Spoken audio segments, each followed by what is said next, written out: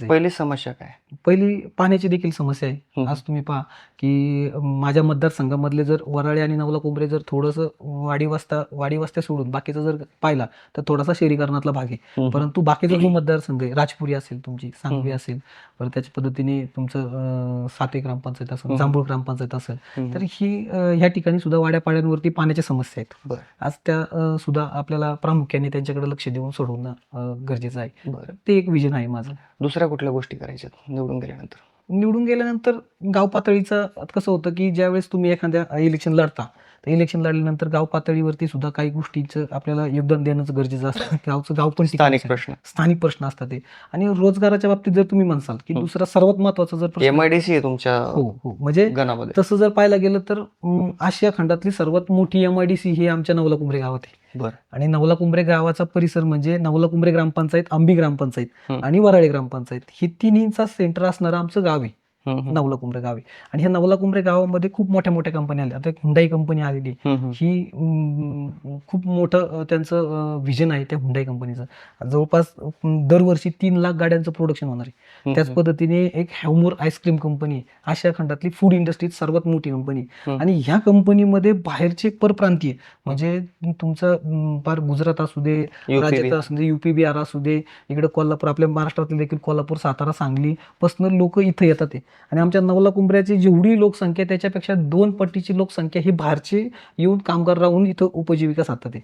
परंतु स्थानिकांना काही गोष्टींचं प्राधान्य मिळत नाही आणि रोजगार मिळत नाही. तर आम्ही आमच्या माध्यमातून देखील काही स्थानिकांना रोजगार मिळवण्यासाठी आम्ही आंदोलन पण केले. बरं, हे झालं तुम्ही निवडून आल्यानंतर सांगताय, पण निवडून यायच्या आधी असं काय केलंय तुम्ही? MIDC मध्ये भांडणारा सर्वप्रथम मी एक तरुण आहे. आज माझ्यावरती देखील गुन्हे आहेत. काय केलं होतं तुम्ही? आम्ही एक आंदोलन केलं होतं. MIDCच्या विरोधात आम्ही एक आंदोलन केलं होतं. तर ते आंदोलन करत असताना त्या आंदोलनाचे गुन्हे देखील आमच्यावरती आहे. बरं. तर त्यामध्ये शेतकऱ्यांचा एक प्रश्न आम्ही मार्गी लावला होता की MIDC मध्ये ज्यावेळेस MIDCचे शिक्के पडले होते जागेवरती, तर त्या MIDC डेव्हलप करून कंपन्यांना देतात. तर आमची भूमिका अशी होती तरुणांची की ही जागा आमची आहे, आम्ही आमच्या पद्धतीने डेव्हलप करू आणि आम्ही आमच्या पद्धतीने कंपन्या आणू आणि आम्ही आमच्या पद्धतीने कंपन्यांसोबत डायरेक्टली काम करू की जेणेकरून आम्हाला आमच्या तरुणांना काम मिळेल. कारण का MIDC मार्फत ज्या कंपन्या होतात त्या ठिकाणी शक्यतो लोकांना रोजगार निर्मिती स्थानिकांना मिळत नाही. परंतु आमच्या जर स्वतःच्या जागा शेतकऱ्यांच्या असतील आणि स्वतः जर समजा कंपन्यांसोबत काही कामांची जर जुळवणी करत असेल तर रोजगाराची संधी खूप मोठ्या प्रमाणात होती. म्हणून मी पहिला लढा जमिनीचा शिक्के उडवण्याचा आमच्या माध्यमातून केला. आणि तसं मला भारत सरकारने पत्र पण दिलं. भारत सरकारने पत्र दिलं की तुम्ही जे आंदोलन करताय ते आंदोलनाचा त्यांनी केंद्रबिंदू मानला. अक्षरशः खूप अटीतटीवरती ते आंदोलन गेलं होतं. मी एक स्वतः व्यावसायिक आहे, माझा एक पेट्रोल पंप आहे. HPCL पेट्रोल पंपाच्या परिवारामधून मी काम करतोय. आणि ती एक HPCL एक गॅस लाईन चालू होती, ती आम्ही अडवली होती.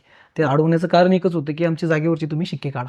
आणि ते शिक्के काढत असताना त्यांनी मला ते खूप फार प्रेशराईज झाले की मला वरून HPCLच्या कंपनीकडनं पण बोलवणं आलं की बाबा आपण एका परिवारात आहे आणि तुम्ही ती लाईन अडवताय, तुम्ही आपल्या परिवाराच्या विरुद्ध जाताय. तर म्हणलं माझा एक पंप जरी मला जरी त्याग करावा लागला तरी पण जवळपास एवढा मोठा जर भूखंड आमचा जर वाचत असेल आणि त्या भूखंडावरती आमच्या स्वतःच्या काही जागा आहेत, काही आमच्या भावकीतल्या जागा आहेत, गावकीच्या जागा आहेत, काही पाहुणे मंडळीच्या जागा आहेत, तर यांच्यावरती रोजगार निर्मिती चांगल्या पद्धतीने होईल.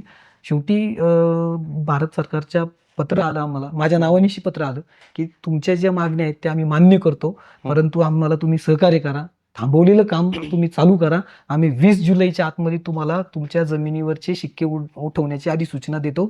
आणि ती अधिसूचना स्वतः माझ्या नावाने देखील त्यांनी प्रसिद्ध करून MIDCचे शिक्के उठवले.